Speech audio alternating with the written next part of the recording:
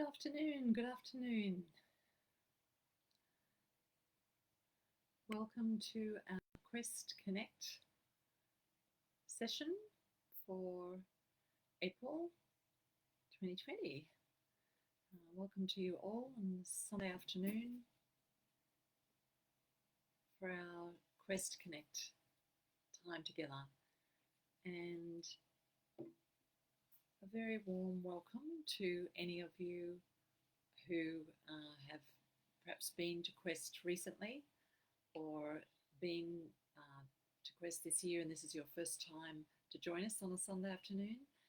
Welcome, welcome. This is a great opportunity, whether you're watching it now live or on the replay, great opportunity to connect indeed with the teachings of Quest and to not just refamiliarize yourself with what you might have learnt there, but also to dive more deeply into the terrific teachings that Quest for Life Foundation offers into the community. And so glad you could join me here this afternoon, and hope that this is a wonderful reminder for you of what's possible and what we can have, and how great it is to just go over and over these great teachings, because you'll hear the facilitators say time and time again, we do this because we love it so much and we can do with the reminder, and we never get tired of teaching this material. It never gets old. In fact, that's the wonderful thing I think about teaching that has real truth in it, is it continues to grow, it continues to expand. It never ever feels repetitive, because there's always more expansion in it, and more wisdom by its own nature is always expanding. So hello to everybody saying hi on the chat. Thank you for that, and lovely to hear from you and know that you're here.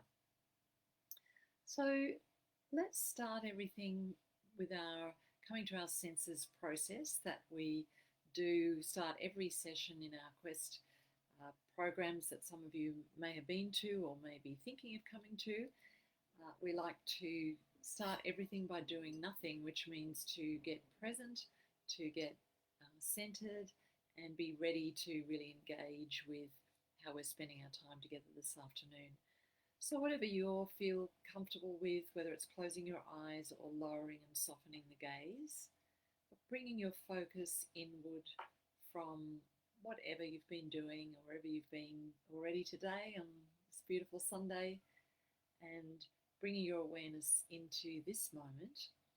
And so bringing your attention down to your feet on the floor, and just feeling that connection that's possible between you and the earth below you, and feeling that grounded or centering feeling of just remembering you've got feet on the ground.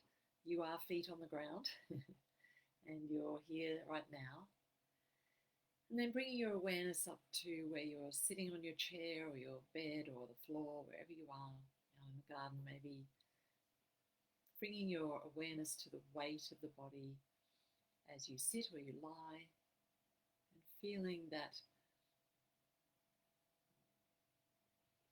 heaviness, if you will, of the bones, and you coming to rest, coming to land, and perhaps inviting your whole skeletal structure and your nervous system to relax just 5% more than what you already are, just to invite your system to come into this present moment, and to, with a deep breath in and a deep breath out, really bring yourself into a more relaxed state.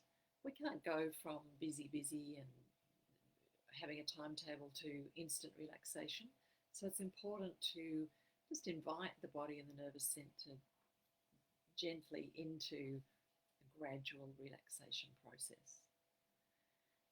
And so being aware of the breath again, breathing in consciously, breathing out slowly. We know how calming this is for the nervous system, so we'll take one more long, beautiful deep in-breath, And one more conscious letting go on the out breath. And feeling the whole system arrive, relax, settle in with each out breath. And feeling perhaps the body grow a bit heavier as you bring all of your attention here into the present moment and into the focus of what you've decided to do for this next hour, to listen to this Facebook Live together. So then let's be aware of any sounds that we can hear in the environment we're in, and whether that's sounds inside of your space and these sounds outside of your space. Noticing them, not judging them, just not even having to label them. Just noticing that our ears are indeed working. And then with your eyes soft or closed, however they are, just inviting those eyes to see even the sights behind closed eyes. Any tastes that you're aware of in the mouth, any aromas that you're aware of breathing in. And my personal favourite, the touch of clothing on your skin. So that feeling that the senses are bringing us awareness of this present moment where we are in time and space, and giving us information. And noticing as we do another breath together, deeply in, more relaxedly out, that we've become more centered, that we've become more present to ourselves in the body, that we can indeed, by focusing ourselves in the moment, in the physical experience, it's a great way to calm the mind and become present to a moment in time. And what we love about that practice is that it then allows us a break, if you will, from anything else that might be going on in that time. So let's bring our awareness also into our heart and take a breath into the heart. And just notice how your heart is doing this afternoon. Is there any tension, any relaxation? Can you feel it beating or not? Are you not connected to your heart? So just visiting that part of our anatomy, and you can't see, but I've got my hand on my heart. I find that, and we know that the body finds that quite comforting and connecting to put our hand on our heart. And then let's bring our awareness down to the gut. So another hand on the belly.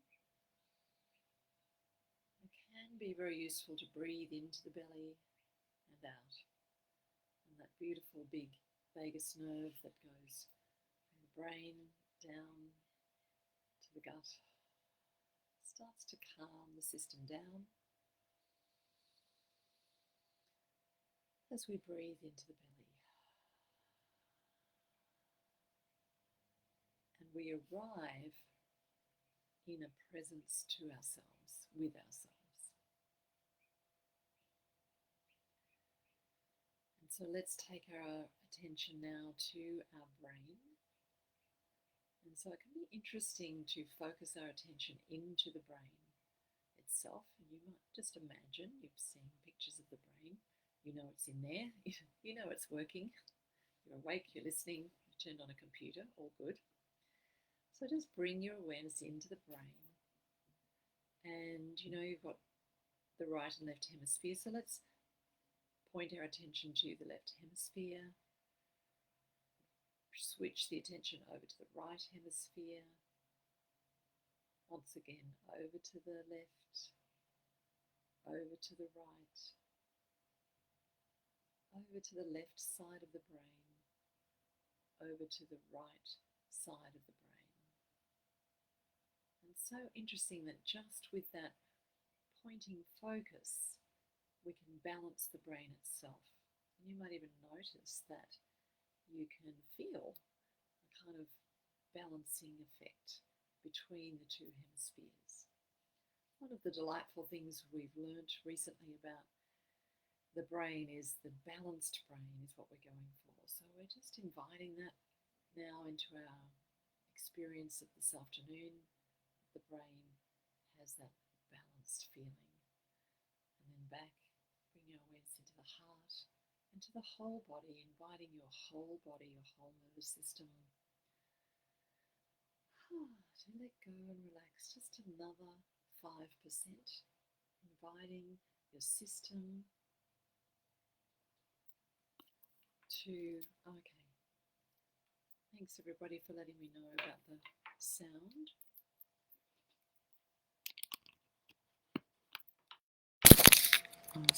Have been checking to see if anyone mentioned that. Thank you for that. Here I am. I hope that's better. Do let me know. Sorry about that. I hope you received the beautiful, relaxing vibes from the meditation, even if you couldn't hear all the words. That's very frustrating when you can't hear the sound. Thank you for that. And hopefully this should be better. Make sure my volume is turned up. Yes, it is. So just give me a shout out if that's fixed the problem. I hope it has. Great. Thanks, Jenny. All right, good. The technology, we love it. So we've just done a beautiful, relaxing meditation, and for some it was a little bit difficult to hear, but I hope you're feeling the vibe and feeling us come into the present moment and inviting our systems to relax.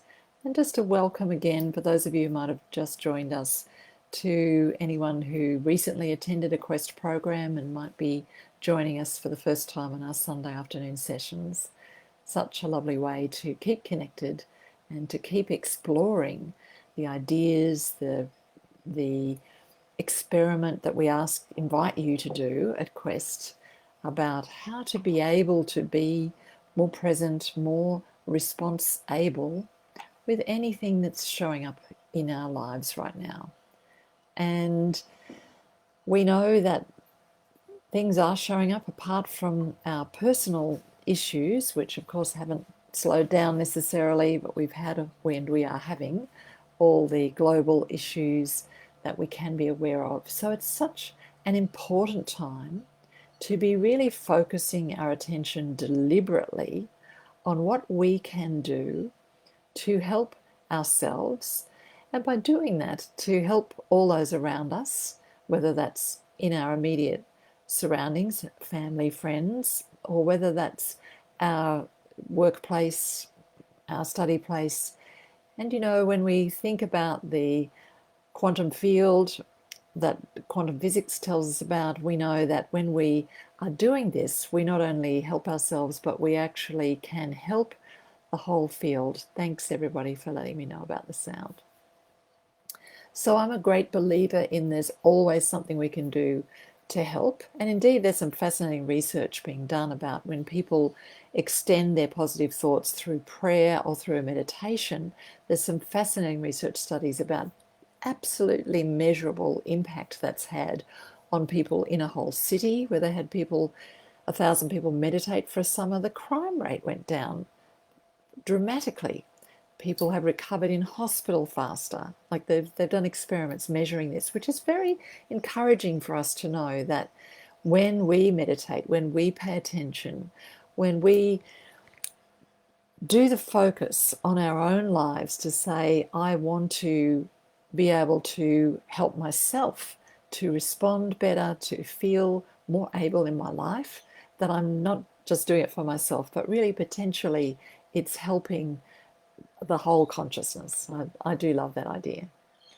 And so this afternoon I did want to continue to talk about the importance of our thoughts. And I know you will have all heard of this and explored this and definitely been to Quest. But this is a lifelong endeavour, really.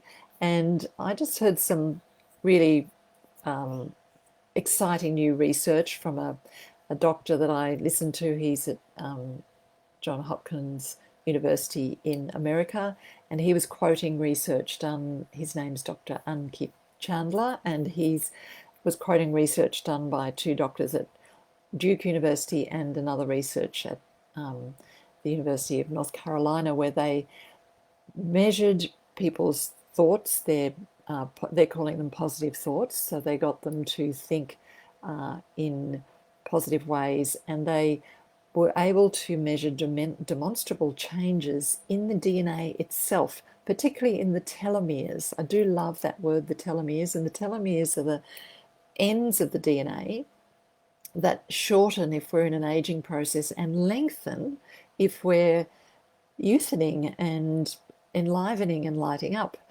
Any of you who've been to a Quest program or a similar experience where people have been joining together, focusing on what helps, supporting each other, being supported, being uplifted, if you've been in any experience like that, you will know that the people who walk in the door on a Monday afternoon don't look the same as the people who walk out the door on Friday afternoon. There's been a demonstrable physical change. We see it every time we run a program at Quest. The people who, stagger in the door feeling pretty crook, by the end of the week or the weekend, their eyes have a light in them, their faces are uplifted, their posture's different, they're smiling. I mean, it really is extraordinary. So we know the body is responding and changing to our thoughts and to our feelings, that our internal chemistry is affected by our thoughts and our feelings. And so we've heard, think positive and try to be positive and those kind of sayings, which often aren't very helpful, because if we're in the throes of PTSD, depression, anxiety, a life-threatening diagnosis, all the Ds, and a COVID pandemic and a world at war with itself, all of these things, it can be, the thoughts can go off in many directions. And particularly if we're triggered into feeling fear, and there's a lot in all of those topics that can make us feel very afraid, it is very difficult to think positive when we're feeling that emotion of fear. And I know as a lifelong traveller with tendency towards anxiety and depression, definitely in the family, and definitely not helped by many life experiences, that I can share with you in a knowing way together that when we get sufficiently triggered, those thoughts just take off by themselves, and they go round and round, and they go what I call down the gurgler, like they seem to be drawn down, and it can feel like being sucked into a black hole, and it's very instantaneously. Or sometimes for me it would feel like a tsunami would just come and wash over me, and often unexpected. You don't know what's triggered it sometimes, because the brain in the tummy is reacting to all the unconscious cues, and it can take the frontal lobes of the brain a while to catch up. Go, what happened? Why is our tummy in a knot? Why is our heart palpitating? What are we doing? And the body's already gone there, and the frontal lobe's going, what? What's going on? Doesn't even realize yet what's going on. Fascinating to think about when you're not in the throes of it. But when we're in the throes of it, and many of us have shared this in the room at Quest together, and just noticing we've got people from Africa and all over the world with us today, so welcome. And I know it's the same. It doesn't matter the culture, doesn't matter the country. This is part of life on planet Earth in a human body, so this is the same. That when we're in the throes of those things, it is very difficult to say, think positive. And we've seen many people at Quest who have taken the I must think positive in response to my cancer diagnosis or whatever it is, and get really, I'm going to think positive, I'm going to be positive, and they're frowning and they're struggling and they're fighting. Well, we can't have a war on cancer, we can't have a war on PTSD. Having a war is what causes things to happen, right? We don't want to be fighting. We don't want to have a war. We want to be able to really be present to ourselves in a manner, as we did this afternoon, bringing our mind in from, gathering it in from the fear and the trauma and the worries and the news and all the things, and going, you know what, I have to come home to me, to my heart, to my tummy, to myself, and I have to, we don't like those words so much, but I want to really be present and direct and deliberately focus my thoughts and my feelings in ways that will serve me.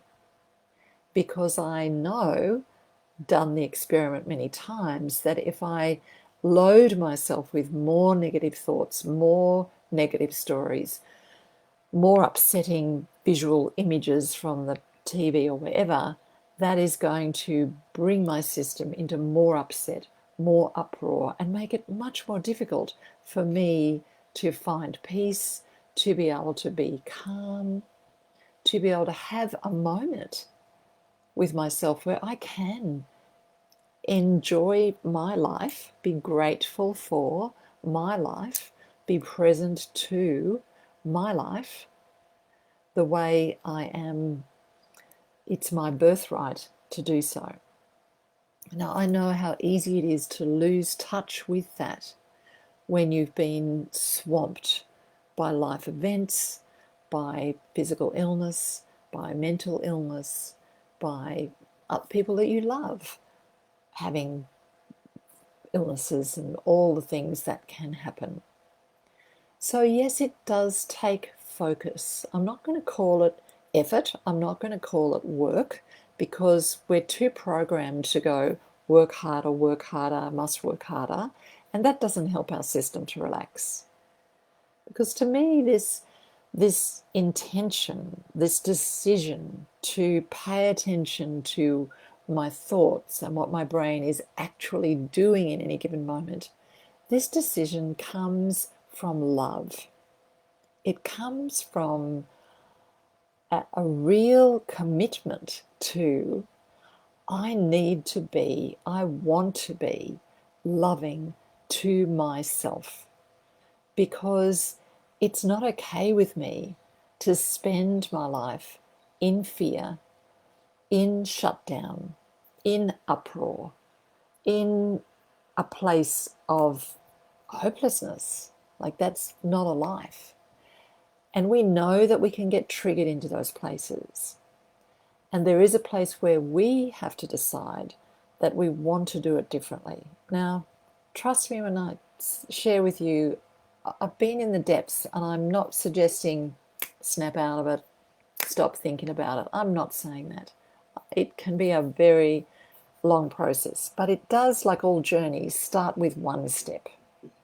And that one step has got to be a decision from us. It's got to be us saying, I'm willing to take the first step. Now, I know you are willing because you're here this afternoon or on the replay. You're here with us. You've been to Quest. You've tuned into what Quest is about. And we are so glad to have you here with us, because every facilitator, Patria, the founder, and all who work at Quest, we are there because we love it. And we do because we've all been on a journey of our own that has made this work so precious to us.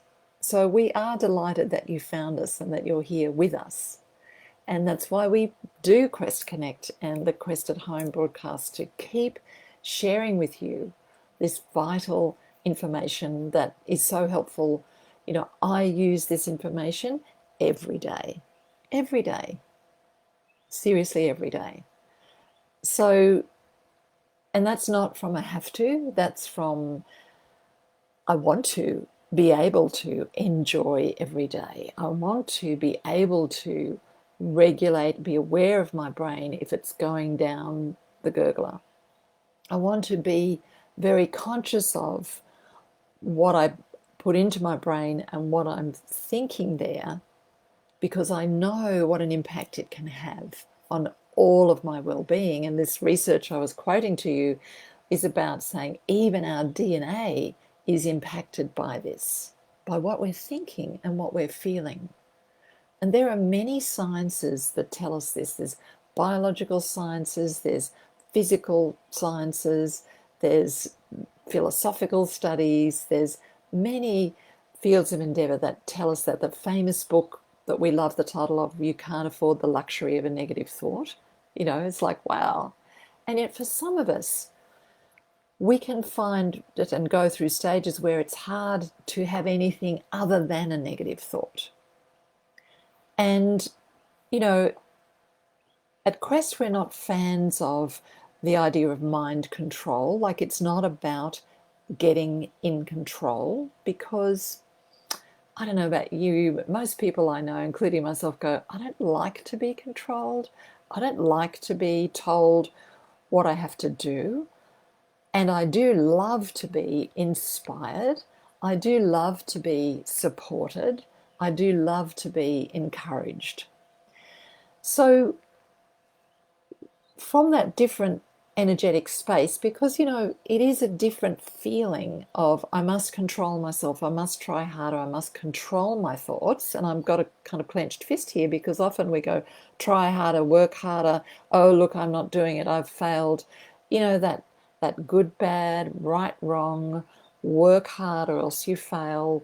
Maybe in your life there's even been, you know, there's been religious and you'll go to hell or whatever put in there as well, but there's be some darn negative consequences. Worst case scenario, Santa Claus won't come, right? We've been threatened with all sorts of things if we're not trying hard enough and controlling ourselves. And basically we don't like it. We don't love it. We don't love diets. We don't love having to control ourselves, because it's not an expansive state. It's not a life-affirming state, right? Because you look at the plants grow, and if I've got a garden in the tropics, oh my God, talk about out of control. There's things growing everywhere and branches and flowers, and it's just like it's a wild scene out, it's a jungle out there, right? Nature doesn't control itself, it just goes, whoo, off it goes, right? And we love that. That's our nature. Look at little kids, they just want to run around and be full of joy and excitement. And all this talk about we have to control ourselves, sit down, be quiet, be still, has not really helped our mental health a lot. So what's the alternative is to say, I want to choose what I'm paying attention to, not in an effort to control myself, but in an effort to, or a desire to, refocus myself. Because I know that when I focus on something because I want it, I have a drive towards it. Right? There's a difference than I have to give up smoking because it might kill me, to I think I'd enjoy a life where I wasn't spending a whole lot of money and endangering my health by smoking, and I smelt better and, you know, it was easier. I think I might enjoy that life, and I want to move towards choosing that for myself, right? Very different motivation and a very different consequence in the kind of thoughts we have, right? So we're not talking about control your thoughts, try harder, be positive. You might be thinking, well, what can I possibly think of that's going to be positive in the midst of, I've just been told I have a life-threatening illness, or I'm in chronic pain, or my loved one's just died and I'm as mad as hell about it, or the world's going to hell in a handbasket. What are you talking about? Right? Trust me, I know those places. So what I'm talking about is, even in the middle of that, and we have people walk in the door to Quest, and in my own private practice, you know, come into a conversation with me in the midst of that. Don't tell me to buck up or be cheerful, and I'm not going to do that. But I'm going to say, how can we best love and support you in this moment? We are listening to all of that fear, concern, what is going on. It must be listened to. We're not telling you to shut it down, make it go away, don't believe it, tell it it's important. It's important, all right. And it's not enough by itself. It's not helpful when it takes over your entire reality. We want to add sweetness to the recipe, if you will, of what's going on in your brain. We want to add in support, upliftment, an opening for something else to occur, because we actually do know that every cell in your body wants that too. The body is constantly looking for ways to heal itself. The body is constantly, I mean, just look at, I burnt my finger recently. I haven't done a thing. It's just healed itself. I mean, the body is remarkable. And even you might have one that you think is not doing such a great job at the moment. Things might be going on with it that are really causing you trouble. And what if you were aware of the other 100 trillion processes in your body that were keeping you going at the same time as these troubling things, right? So if we're here drawing breath, our heart is beating, the body is functioning, even at quarter strength, there's a lot happening that is truly miraculous in our body at any given time. I'm not saying that should be enough. I'm not saying don't complain and pay attention to what's not okay. What I am suggesting is at the same time, we can say, even though I'm in pain, or I'm so uncomfortable, or I'm so frightened about what's going on in my body or someone else that I love's body, I'm also going to take a moment to acknowledge that I woke up this morning, I took some conscious breaths, I'm breathing in the sunshine, I've been able to walk around today, or I haven't, I've been able to sit in the sunshine. Something. I'm going to add some gratitude for something about my life into the recipe. It's not meant to be enough. It's not meant to make it go away.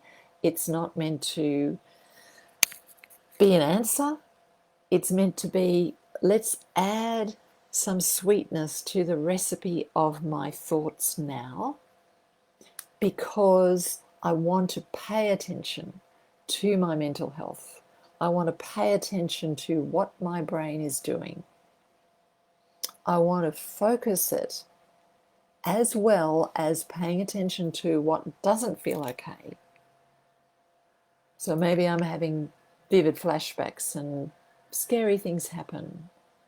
Or I'm so depressed I can't imagine a good thing. I'm not asking you to imagine a good thing. I'm saying, oh, okay, I'm grateful I just took that breath. I'm grateful I've got my feet on planet Earth. I could not be here. I'm grateful I'm in a body. Now, I know there's going to be bodies that are going, I'm not, and I'd rather not be here. I hear that too. But, as long as we're here, it's really worth doing this experiment to say, hey, I've got to care about me. I've got to care about, and when I say got to, I don't like that language, but I want to care about me. And I know that's hard sometimes. We don't want to care about ourselves. But it comes with the territory of having a human body, is to care about it, to care about ourselves. And I know that you do, or you wouldn't be here listening to this. So I'm grateful for that. So how can I care better? How can I care more? Now, this is where we run up against some really unhelpful things we might have been taught as children. And what at Quest we talk about, we do a session where we invite you to look at thoughts and feelings that you have had as long as you can remember, and that we might say, oh, it's second nature to me to think I don't matter. It's second nature to me to put everybody else first. It's second nature to me to think I shouldn't have a big head, or I mustn't be selfish, or I can't take up everybody's time with my worries. It's second nature. We're saying, isn't that interesting, that expression, it's second nature? And it's a very interesting truth in that expression, because it is indeed saying you weren't necessarily born like that. Because if that's your second nature, what actually was your first nature?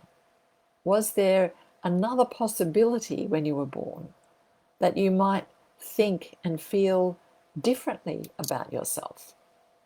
Where did all that second nature thought and feeling come from? Well, it's pretty clear that it comes from our environment. And the first 3 years, at least, of that environment, a bit longer, particularly, is we were not conscious. We didn't have words for it. It was in the sounds around us. It was in those senses that we did the exercise, coming to our senses. It was how we were touched. It was the noises, the sounds that we were hearing. It was the tastes we were experiencing. It was the aromas we were having. It was the voices. It was what we were looking at with our eyes. Little human brains as sponges, we were taking it all in. And then as we started to understand the words, we were being given messages. We were being given messages about who we are: a good baby, a troublesome baby, a wanted baby, a loved baby, a not loved baby, one baby too many, a baby that's been waited for anxiously, many, many stories. And we were understanding words about how the adults in our lives felt about themselves, felt about each other, felt about other kids in the home, felt about the world at large. All of that was going into us like sponges. And then when we get older, it comes out of our mouths. It comes out in our behavior because, oh, it's just second nature. I've just always been that way, done that. And it's true, we're not all the same. All kids from the same family aren't the same. But if you do, and I have done a lot of family therapy, they're reacting differently to what they're seeing and hearing. And they're often seeing and hearing different things. And yes, they have different personalities. And the environment is incredibly formative. So we raise this at Quest to invite you to reflect on what you may be thinking and feeling in your adult life.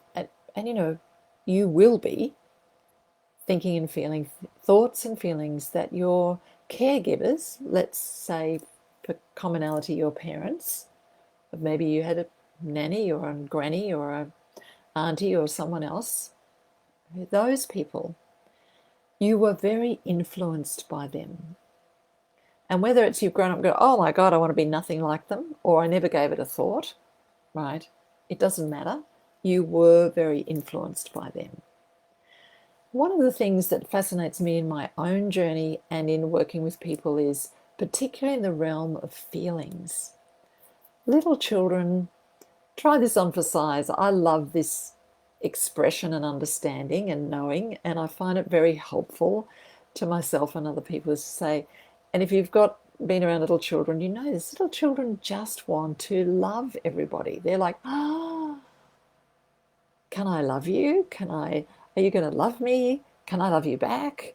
Are we going to, and then when little toddler starts to run and they come running over to you and they bring you things and they want to, they want to be there. They want to be engaged. They just want to love.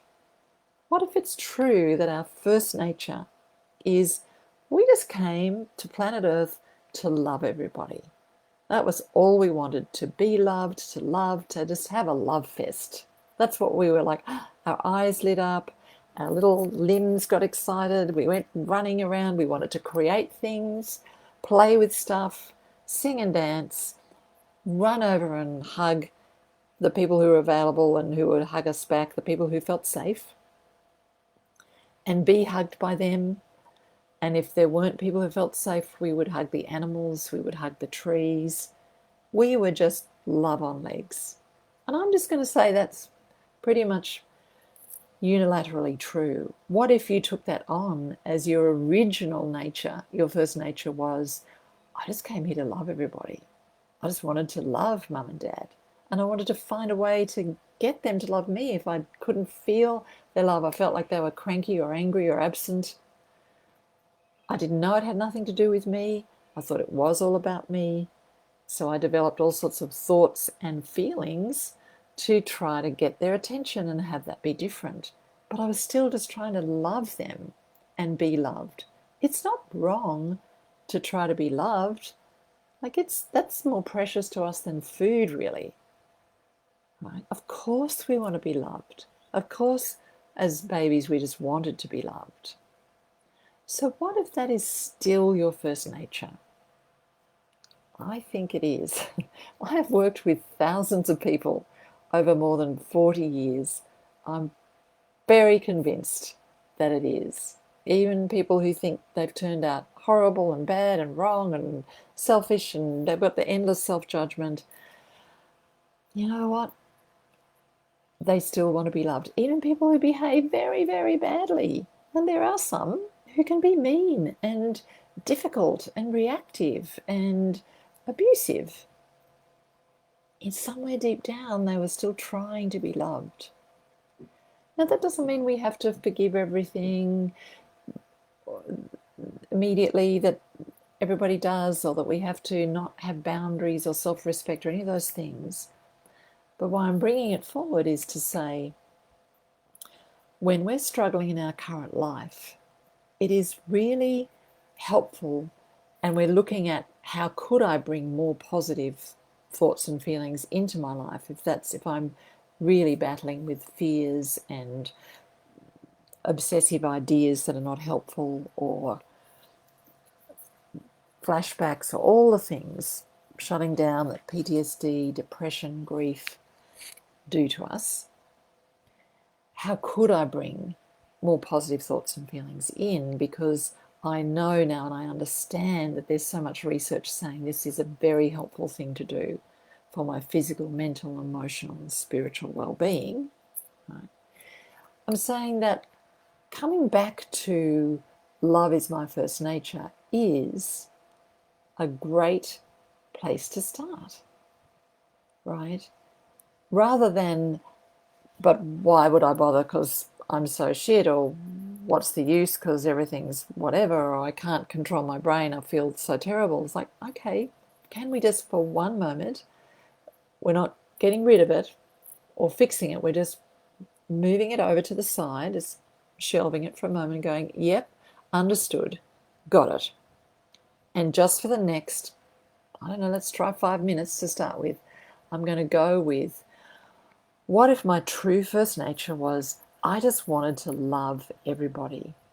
And what if some of these feelings that I struggle with, and particularly I want to say depression, anxiety, and your reaction to stressful events, is very likely to be learned behavior. So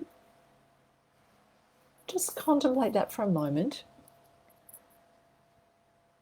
Were there adults in your life when you were a child that you now understand were struggling themselves with something, or possibly many things?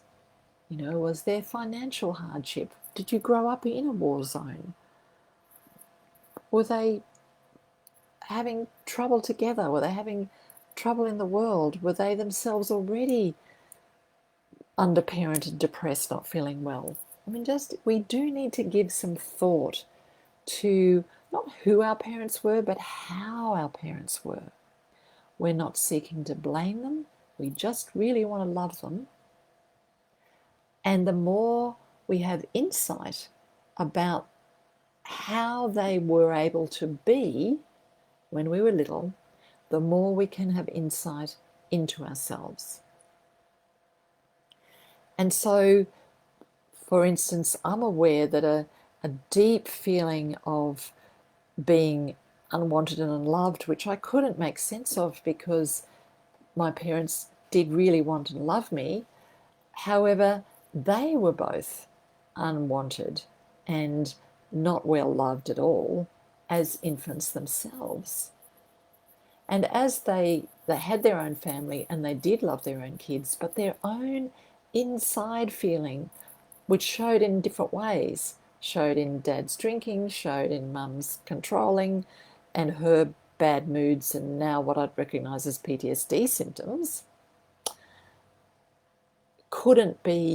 were also there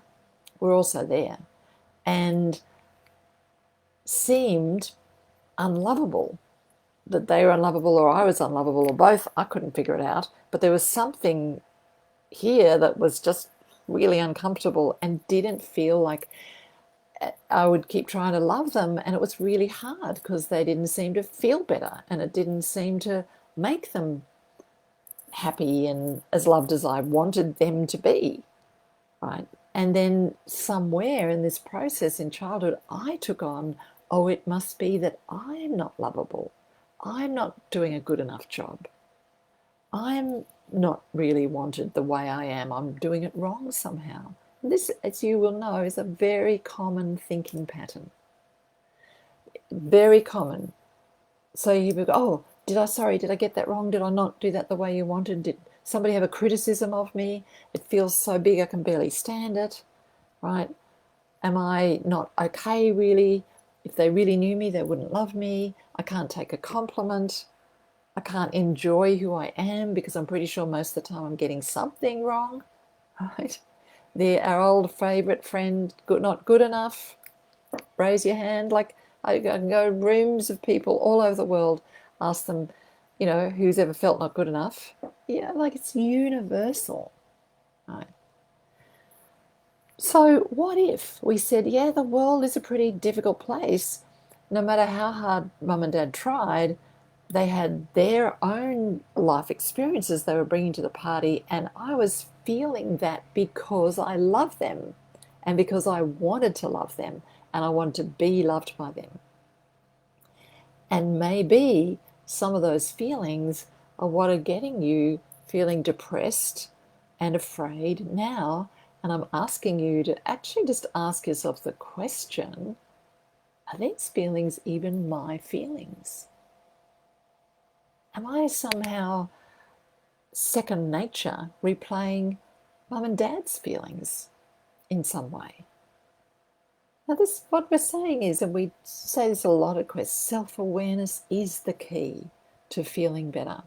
And so many people go, oh, you don't want to go in there, it's going to feel awful. Actually, no, self-awareness is incredibly liberating. When we suddenly go, oh, I get it. I get it. Of course, mum was feeling this or dad was feeling this. It's not about blaming the parents. It's about understanding them in order to understand ourselves. And understanding that love is the first nature. We wanted to love everyone so much. And what if we still, and it's okay to want to love ourselves? It's a funny thing in Australia where it's like, oh, she loves herself. It's like, great, how fantastic, wonderful, let's celebrate that. The Americans seem to have endless permission to love themselves. Other cultures vary wildly, but in very religious cultures, often, it's just not okay to even like yourself, let alone love yourself. And then you get told you've got low self-esteem. Well, duh, of course I do. You've told me I'm not allowed to like myself or think I'm good at anything or say well of myself about anything. And then I've got low self-esteem. You can't win, right? If you look at some of these messages in the culture, they're crazy making. The shoulds and the have-tos and try harder and control and think positive and get it right and do more, and it's exhausting. And it doesn't work. We prove this, we do the experiment over and over again at Quest. We get you in the door for 4 nights, 5 days to one of our programs, and we watch people transform in front of our eyes with love and support and understanding and good food and beautiful gardens. But we've inviting you into an environment where it's all about how can we love and nurture you better, because everybody deserves that. It's not selfish to be interested and motivated about your own well-being. And it's so many people take that, it's like, oh, health and well-being, I've got to go to the gym and I've got to do more work and it's got to be hard and no pain, no gain. Who wants to do that? Nobody. We just want to be loved. So I would say, don't do any exercise unless you're loving it. Well, there's so many exercises you could do that you would love. So put on some music, do something that you love, right? Why wouldn't we choose to really support and take care of ourselves the best we can? Because this is the body I have, this is the life I have. At the end of the day, it is down to me how I take care of me, how I regard me, how maybe I even love me, because it's okay to love me. Why wouldn't I? Why would I be invested in not loving me? It's really kind of crazy when you think about it. So that when I'm dealing with something scary, overwhelming, overloading, difficult, I go, okay, how do I love myself through this? Because I just want to be loved. I just want to love people, be loved, show up for that. And this is how we invite ourselves into, oh yeah, thinking thoughts about love. Now you might go, what does she mean by that? You might be saying, and I'm not talking about I love you, you love me, Valentine's hearts days. I'm talking about I love seeing a rainbow in the sky. I love watching the sunset. I love watching my puppy dogs play.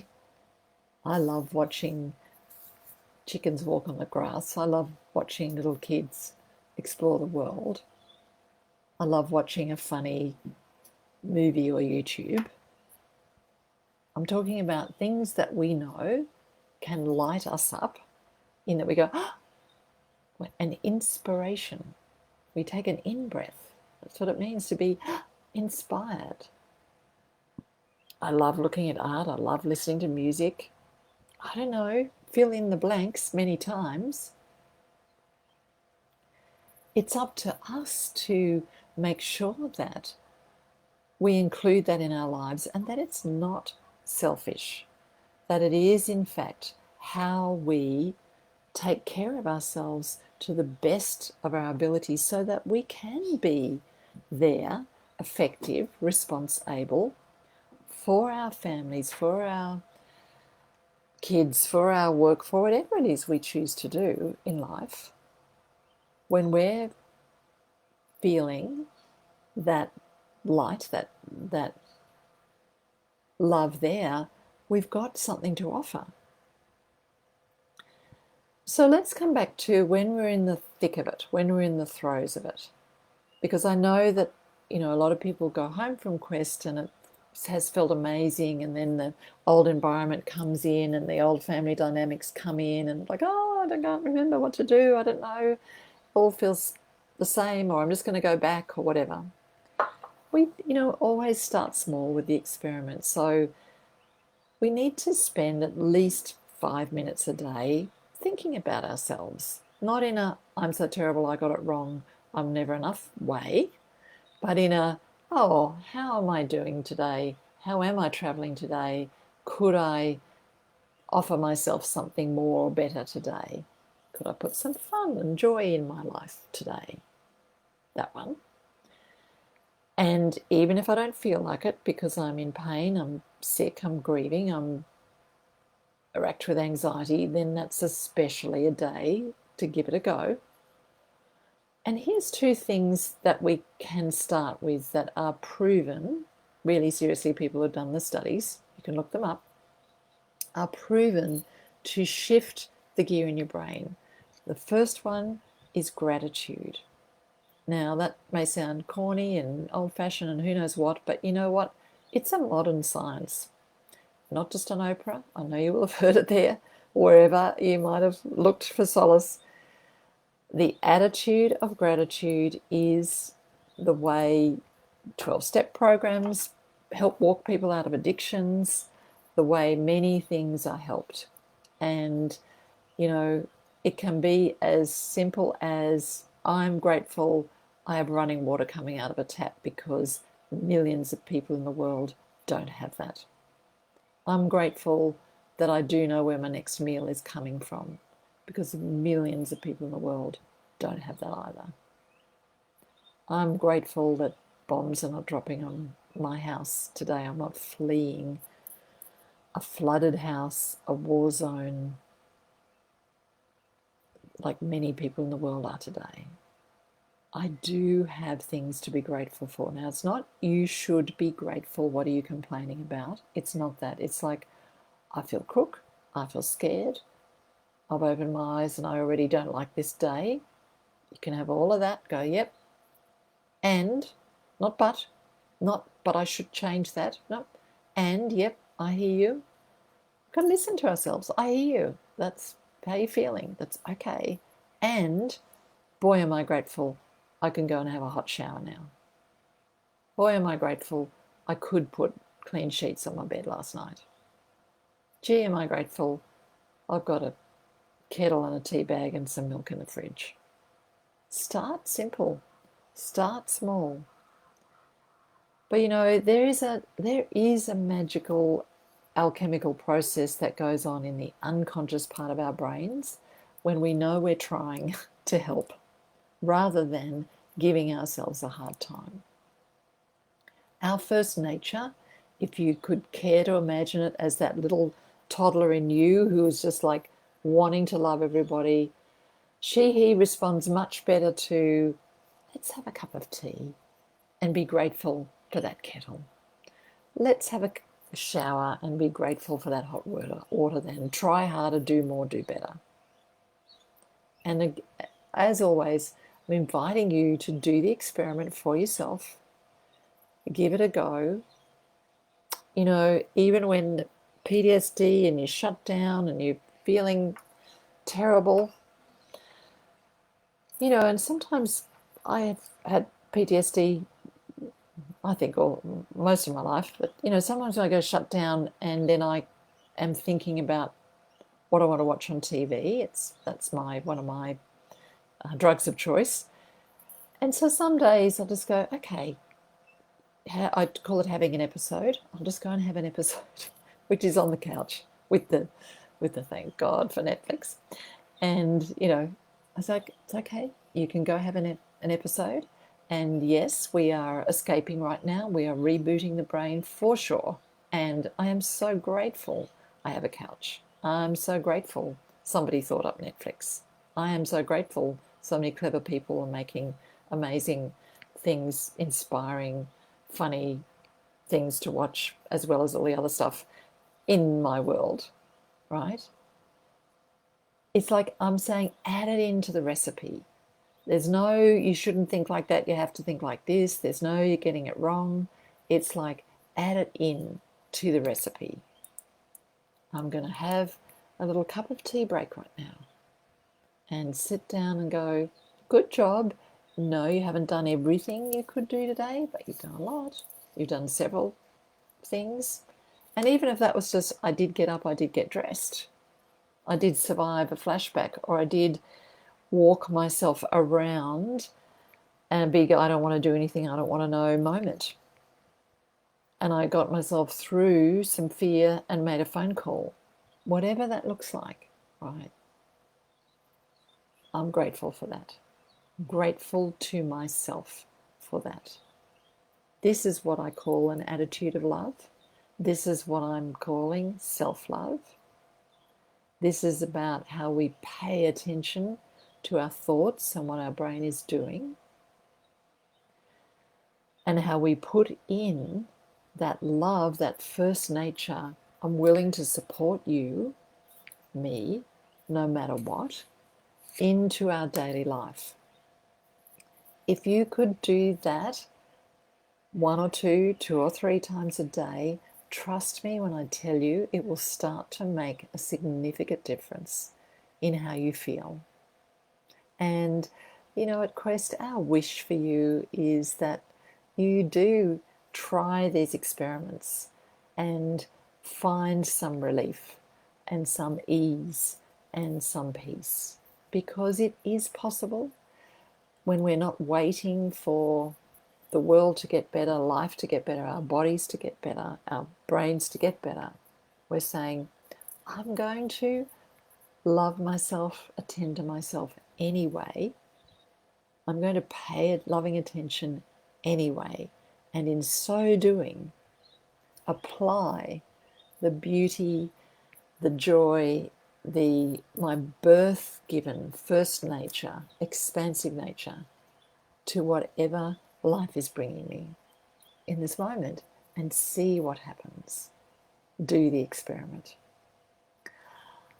I hope that that has felt like a good way to spend an hour of your Sunday afternoon, or whenever you're watching and listening to this. It certainly has been for me a great way to spend an hour and to share this with you all, and to always to step into this space of, it's a lot of fun to talk about love. I love talking about love. I love talking to you about love. So thank you for being here. Thank you for joining us.